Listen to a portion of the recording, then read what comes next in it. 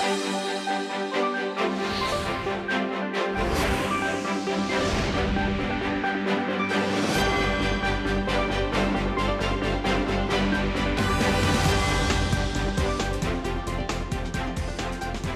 morning. It's May 12th here in Seoul, and I'm Kim Dami.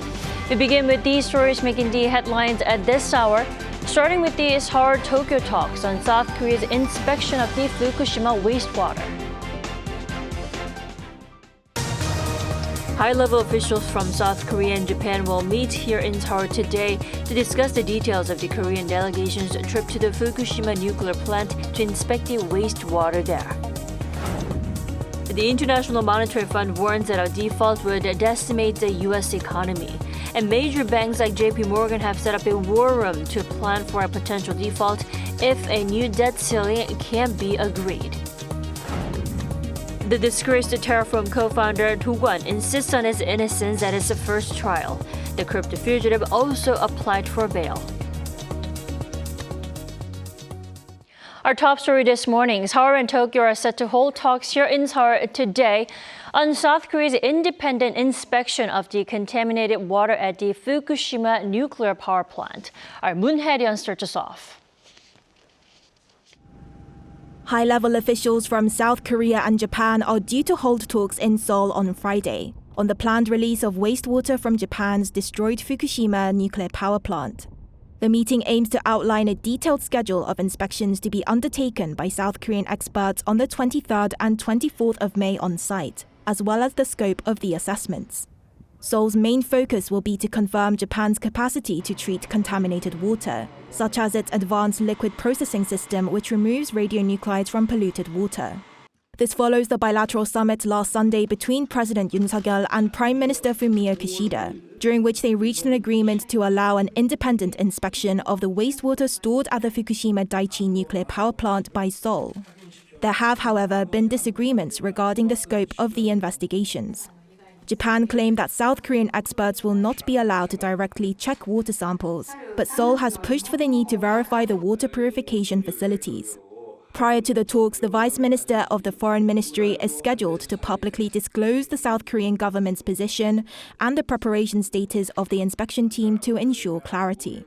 The Fukushima Daiichi nuclear power plant disaster back in 2011 was the biggest nuclear accident since Chernobyl, and the process of decommissioning the plant has been delayed by the accumulation of water used to cool the reactor cores.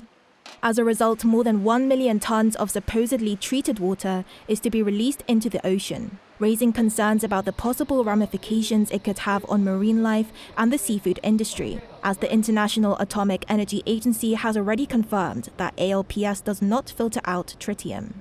Today's talks are expected to convey the level of inspections that South Korea deems appropriate, with the presidential office saying that inspections should be different from the IAEA's process, as Korean experts are already part of that task force. Moon Hae-ryun, Arirang News. President Yoon Suk-yeol invited former Japanese Prime Minister Taro Aso for dinner at his residence on Thursday and asked for continued support as both countries enjoy improved ties recently. Aso responded by showing his appreciation for President Yoon's efforts to improve on years of frosty ties, saying there has been a significant step toward since Yoon took office. Aso, who serves as a vice president of Japan's ruling Liberal Democratic Party, is on a trip to South Korea to attend a forum on Friday. He also chairs the Civilian Committee on South Korea-Japan Cooperation and was in South Korea last November when he also met President Yoon.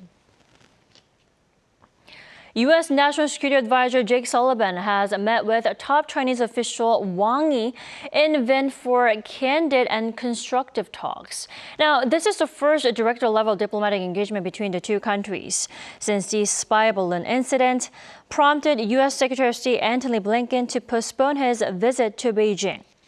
According to the White House, the meeting event this week was part of ongoing efforts to maintain open lines of communication and responsibly manage competition, adding that there were candid discussions on key issues, including Taiwan and the war in Ukraine.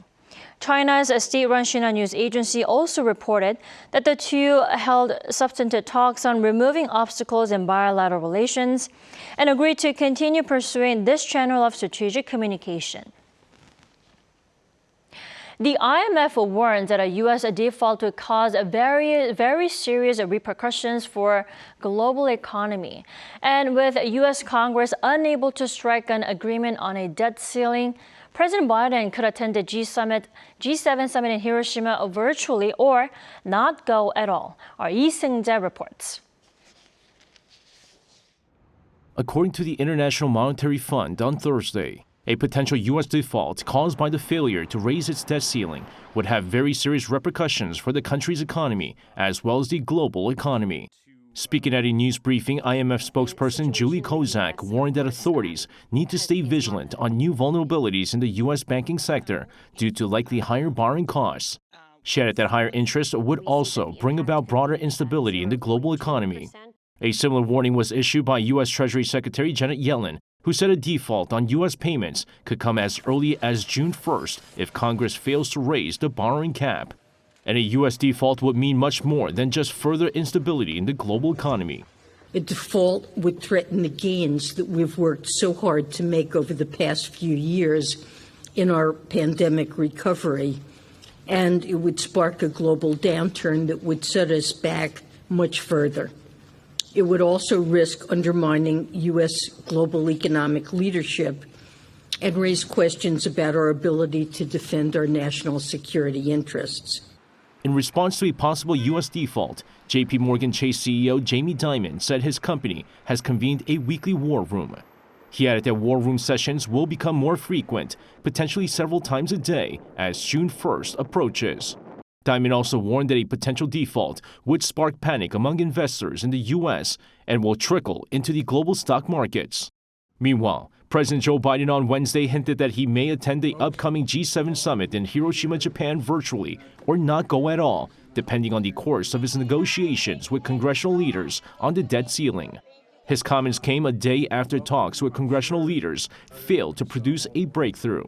While Biden said he's still committed to attending the gathering of the 7 major economies, the debt issue remains the single most important thing on the agenda at the moment for the U.S. leader.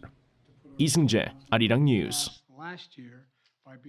Terraform co-founder Do Kwon attended his first trial in Montenegro, where he's been detained for having forged documents while being on the run over a massive cryptocurrency crash. He pleaded not guilty and instead applied for a bail. Our Lee Kyung-eun has the latest. Disgraced crypto firm CEO Do Kwon appeared at a district court in Montenegro's capital on Thursday. This is his first trial since being arrested in the Balkan country back in March for holding a fake passport while he was under an international arrest warrant for defrauding investors in crypto schemes. Also appearing was an aide of Kwon's who has been detained alongside him. They were allegedly holding Costa Rican and Belgian passports respectively at the time. The two pleaded not guilty, with Kwon claiming his Costa Rican passport was legitimate and that he has done nothing illegal.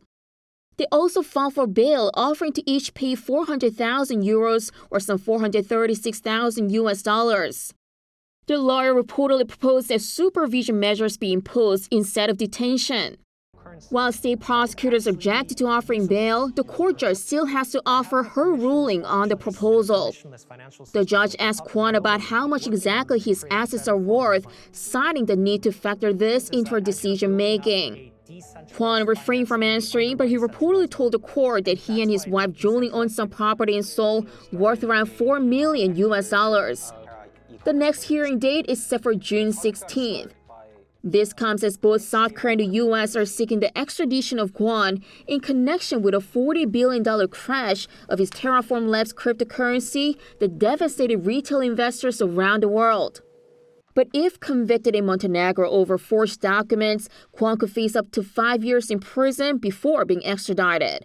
Yoon, Arirang News.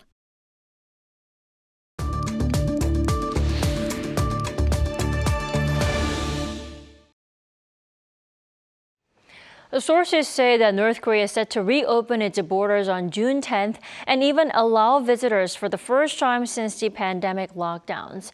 That's not all. Some movement has also been detected in the closed-off Kaesong industrial region too. For more on the latest up north, let's turn to Jaco Swislet from the NK News podcast. Great to have you back on the program, Jaco. Thank you for having me on the show, Dami. Good morning. According to the report, 2 travel companies in China's Liaoning were notified by North Korea that the North will welcome back tourists. Now, if this is the case, will it be just Chinese tourists only? I mean, to what extent do you think the regime will reopen? Now, I think we must be careful because the reporting that I've seen so far is based on an unnamed source who claims to have been briefed and 2 unnamed Liaoning travel agencies. So until North Korea makes an official statement through its media or we actually see Chinese tour buses crossing the Friendship Bridge, I'm reserving judgment. I expect there to be a staged opening of the border with some trade first, followed by diplomats, and then tourists and travel and other visitors will be much further down the line. But I may be wrong. We'll see how that goes.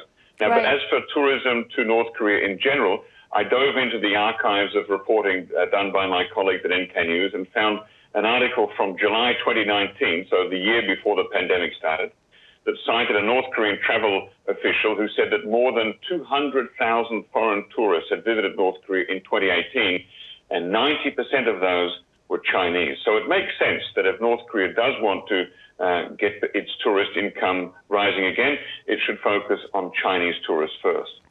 Now, a Westerner who used to work for a tour company told me that the North Korean guides prefer Chinese tourists because they're less likely to make trouble and more likely to follow the rules and not go where they shouldn't be going while on a trip to North Korea. So I don't see North Korea in a great rush to bring in non-Chinese tourists because they're much smaller in number and they're relatively more likely to get in trouble with North Korean security agencies. What kind of tours are they likely to engage in when they do go back to North Korea? It's mostly short tourism, for example, one-day trips across the river into Siniju in the west or Rason in the east, or multiple day trips down to Pyongyang and a demilitarized zone. Chinese tourists seem to feel a sense of nostalgia going to North Korea because it reminds them of simpler times in communist China's long ago past. Right. Nothing has been made official yet, so we have to wait on the official statement, actually from the North. Now, sticking with the recent reports, the Voice of America reported earlier this week as well that the North appears to be illegally operating factories in the Kaesong industrial region. Now, if that's true, Jaco, what does that mean?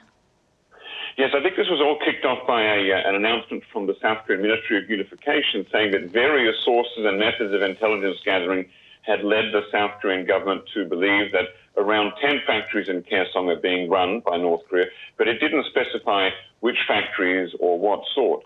So Voice of America used Google satellite imagery to identify buses apparently bringing workers to a leather goods factory and a shoe factory and a clothing factory.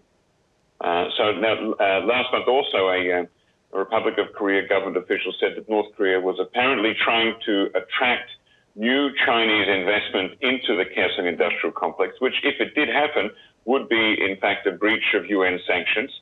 What this all means is that North Korea has decided to use this fine asset built by South Korea for its own ends after it was closed down by the South Korean government about 7 years ago. Just days after Kaesong was closed in February 2016, the North Korean government announced that it would freeze South Korean assets at Kaesong and put them under the control of its military. And now it seems that its military may have handed control over to industries and manufacturing firms. I can understand why North Korea would want to do that, but it won't make the original South Korean investors happy seeing their factories and other assets being used by North Korea to do things that they will not benefit from. Right. And Jaco, before we let you go briefly, North Korea has long been saying that it is ready to launch its first reconnaissance satellite, spy satellite. Now, why do you think the North is yet to do so? I mean, I know it's entirely up to the leader, Kim Jong-un, but when do you think the launch will actually take place? Yeah, well, the possible reasons why this launch has been delayed are largely technical, such as maybe certain parts not holding up under inspection or testing, or the weather conditions not being right, or the launch pad not being ready, or problems with the fuel loading. I mean, those are just some of the many possible reasons, but most of those reasons are internal and technical. I don't think that there are external reasons like the threat of sanctions that could prevent North Korea from launching a satellite. It is possible that the Chinese leadership could be discouraging North Korea from launching a satellite right now, but I don't see that as the most likely reason. North Korea did say initially that they wanted to launch a satellite in April, and it seems that Kim Jong-il had some desire to do that, but yet for some reason there's a delay. When will the launch take place? Making predictions on when North Korea will do X, Y, Z is a favorite pastime of some pundits. Right. Now, I've been asking people on the NK News podcast since last year when North Korea might do a next nuclear test. It hasn't happened yet. So anybody who thought it might happen by now is already wrong. So the safest thing for me is to say North Korea launched a satellite 5 minutes ago. That way you won't have to wait very long to find out whether I'm right or not. I see. Maybe they are still looking at their calendar to pick the best date for the so-called historic day for themselves. Yeah. All right, Jacko, thank you so much for joining us this morning. Again, have a lovely day. Thank you very much, Tommy.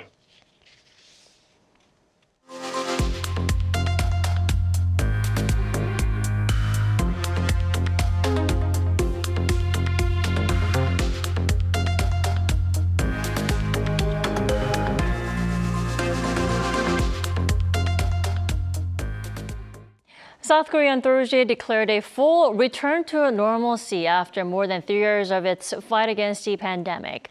That includes removing the last quarantine rule, the mandatory week-long self-quarantine. Our Kim Jong-sil tells us more. An official return to normal. On Thursday morning, South Korean President Yoon had a long-awaited announcement regarding COVID-19. 오늘 중대본에서 코로나 위기 경보를 심각에서 경계로 조정을 하고 6월부터 본격 적용하기로 했습니다. 3년 4개월 만에 국민들께서 일상을 되찾으시게 돼서 기쁘게 생각합니다. President Yoon also expressed gratitude to medical personnel for their hard work. With the government announcement, many changes to the remaining COVID-related measures will take effect from next month. First, the 7-day self-isolation period for confirmed cases will no longer be mandatory. Instead, a reduced 5-day isolation will be recommended. New daily COVID-19 cases numbers will no longer be announced. Instead, only weekly numbers. One of the last remaining measures, the indoor mask mandate, will also be lifted for all places except for hospitals with inpatient wards. So what do people think of all these changes? I feel like with the return to normal with masks off, my skin troubles have improved significantly. There are some people who say you can catch the flu but not COVID, so I'm wearing my mask. I think people who have existing conditions will be worried about the changes. The long-awaited light at the end of the tunnel for people here in South Korea with the hope of returning to normal. But with the raised awareness of air-transmitted viruses, as you can see behind me, many are still choosing to wear masks. Depending on the administrative process, the changes could take effect even sooner, but a complete return to pre-pandemic life could take a little longer. Kim Jong-sil, Arirang News. In what will be the South Korean national football team head coach Jurgen Klinsmann's first major test, the Taeguk Warriors were drawn in Group E for the upcoming Asian Cup. South Korea is the highest-ranked team in Group E at 27th in the world and will play against Malaysia, Jordan, and Bahrain. Now, Bahrain is the only country in the group to have defeated South Korea. The Asian Cup will be played in Qatar from January 12th to February 10th. China was originally supposed to host the tournament this summer, but was removed as host country in May 2022 due to the COVID-19 pandemic and China's zero-COVID policy.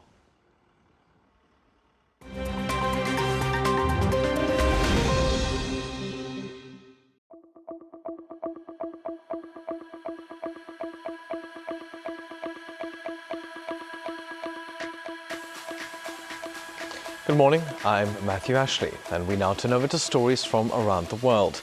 Now, South Africa has been accused of supplying Russia with arms amid its ongoing war in Ukraine. U.S. Ambassador to South Africa, Ruben Brigade, during a media briefing on Thursday, alleged that South Africa covertly loaded weapons and ammunition onto a Russian freighter in early December.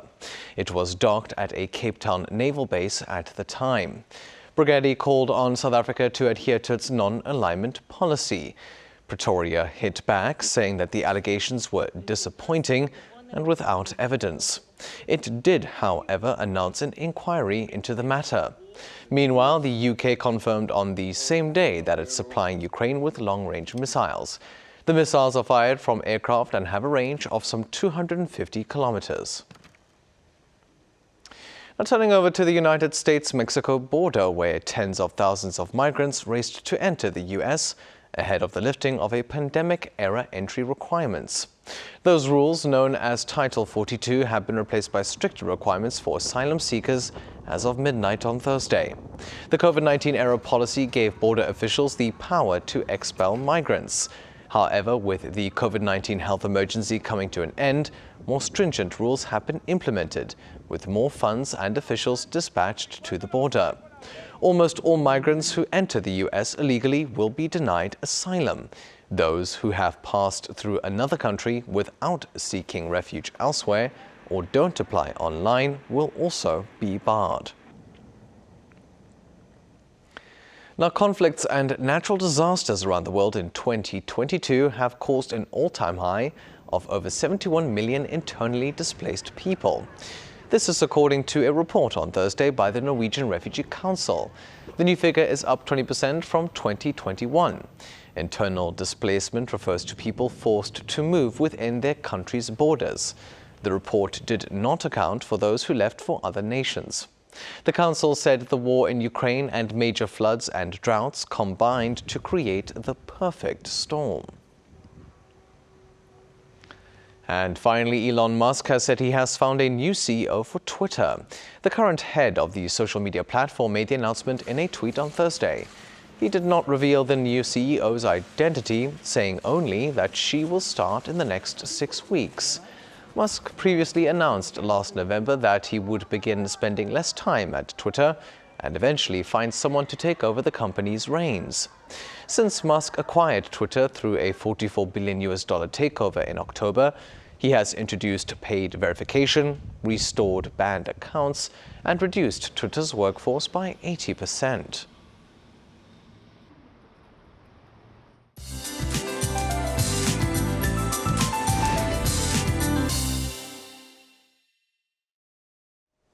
Good morning. After a confusing first week of May in terms of weather, this week has been sunnier with summer-like temperatures, and we are ending the week under cloudy to sunny skies depending on where you are. But wide gaps between mornings and afternoons are the common pattern for most parts of the country again today. Dust levels will be bad during the earlier part of the day in the capital region and Chungcheong-Namdo province, while ozone levels will be bad in central parts of the country with sunnier skies than in southern provinces. Top readings in Seoul and Gwangju will be at 24 degrees Celsius this afternoon, Daegu 25, with rain in the forecast on Jeju from tonight. Jeju and South Coast will see 5 to 20 millimeters of rainfall into tomorrow afternoon. Meanwhile, Gangwon-do and Chungcheong-Bukdo province should brace for some passing showers. Now, the rest of the country will also see some isolated rain on Sunday. Meanwhile, temperatures will rise further next week as we get into mid-May. Well, that's Korea for you, and here's a look at the international weather conditions.